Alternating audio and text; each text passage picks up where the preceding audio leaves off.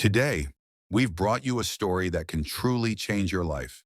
Before starting any work, if we take a little motivation, then nothing in this world can stop us from completing it. I guarantee you, if you watch today's video till the very end, you will walk away having learned something valuable, something that could transform the way you see your own journey. So friends, let's dive straight into our story. Once upon a time, in a small town in the American Midwest, there lived a boy named Ethan Walker. He wasn't the strongest, the fastest, or the smartest in his class. Most people barely noticed him. But deep inside, Ethan carried a dream so big it scared him. He wanted to climb Granite Peak, the tallest mountain in the state. His late father had once told him, "Son, when you climb your mountain, whatever it is, don't stop halfway. The top always has the best view." Those words had lived in Ethan's heart for years. At 16, he decided to try.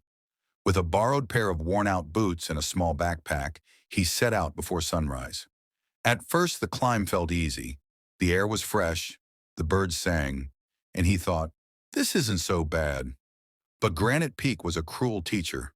The higher he went, the steeper it became. Rocks cut into his hands. His legs burned.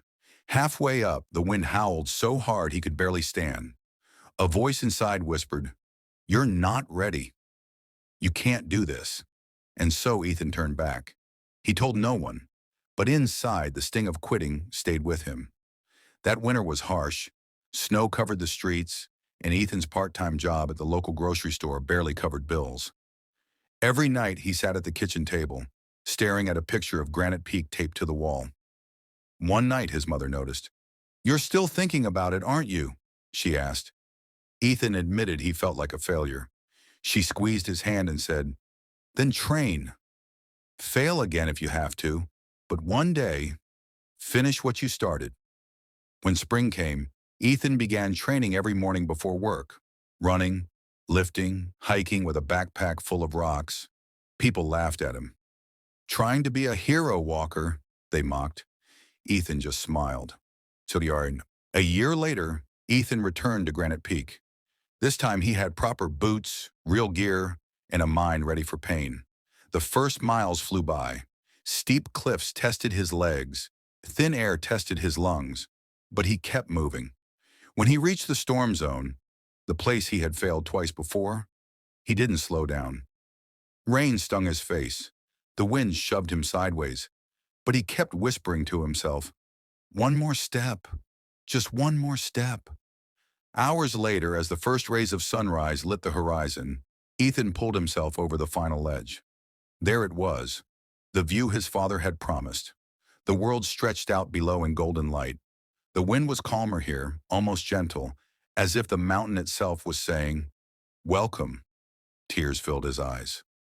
This moment wasn't just about reaching the top.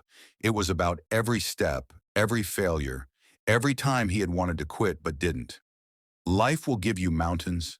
Some will break you. Some will make you doubt yourself. But every step, every bruise, every failure, those are the things that prepare you for the summit. Success isn't about never falling. It's about refusing to stay down. So when your legs burn, when your hands bleed, when the voice in your head says, "Turn back," remember this. The top always has the best view, and it's waiting for those who never stop climbing.